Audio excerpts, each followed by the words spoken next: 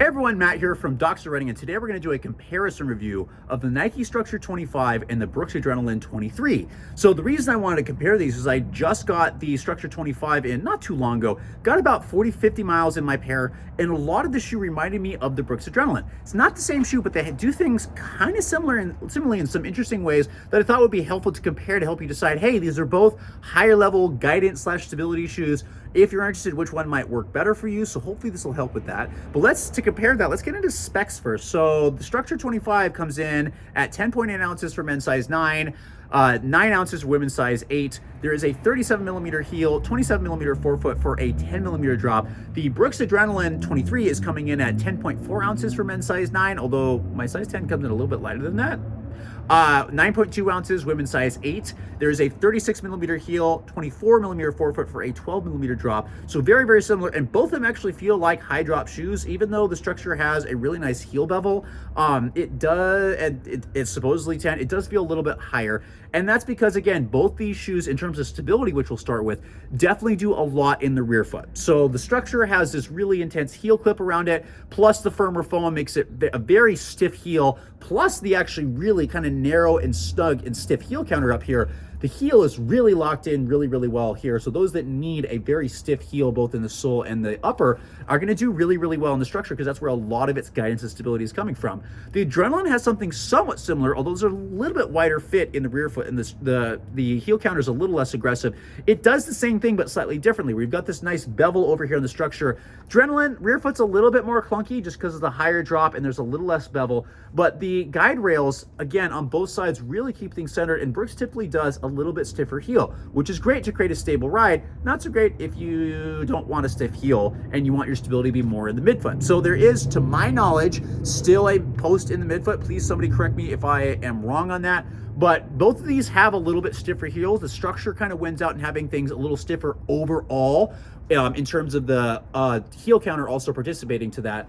But the heel transition is still a little bit better in the Structure because of the better bevel. But if you want that little bit higher drop and you don't like that bevel as much, the Adrenaline might work a little bit better for you. And again, both are good shoes if you need heel stability, but the Structure is just a little bit stiffer. The Adrenaline's a little bit softer and a little bit more forgiving. Then when we transition into the midfoot, again, I like the Structure because it's got that clip and it comes up a little piece on the side. The Adrenaline does this as well, where there's also a lateral guide rail, and both of them have kind of guide rails on the medial side. This sidewall over here is a little softer, but definitely provides some pressure in the midfoot for the Structure. The Adrenaline, I think there's still a post, but I also feel the sidewalls not nearly as intense just standing there, but when you're running, it's much more noticeable, kind of similar to the Structure. So a decent amount of midfoot support, although I would say the heel is the most stiff part. Midfoot is fairly good in terms of getting you to transition forward. I do like the Structure a little bit better because the midfoot is wider on the Structure compared to the Adrenaline, but those that don't want as stiff of a heel transition,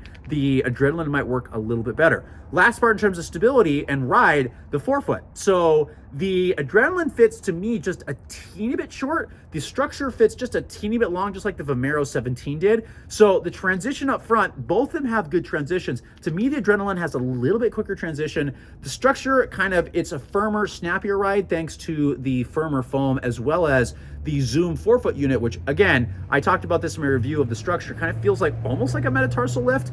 But I'm going to give the nod to the Structure having a little bit more stable forefoot because, again, the sole is a little bit wider, a little bit more sole flare, and just feels a little more stable, where forefoot over here feels fairly neutral. So if you don't need that, great, Adrenaline might work better. But if you want something a little more stable in the forefoot, Structure might do that well for you. It's not going to have posts or super big sidewalls, but the way they put the airbag in there kind of feels like a metatarsal support. So I'm just curious to get any feedback for those of you who run the Structure, if I'm crazy or not, and if that's something you're noticing as well. So in my mind, Structure has a little bit more balanced stability and guidance throughout the entire shoe, whereas the Adrenaline has a little more centered in the heel and a little bit in the midfoot. And that's kind of the difference there.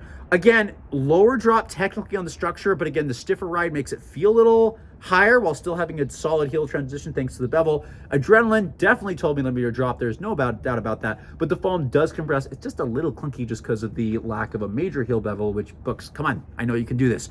Upper fit actually has some similarities. The biggest thing is, so forefoot widths actually feels fairly similar, and part of that it's because the Structure fits just a teeny bit long. The Adrenaline fit's a little short, so probably in terms of actual room, there's probably a little bit more room over in the Adrenaline, a little less over here.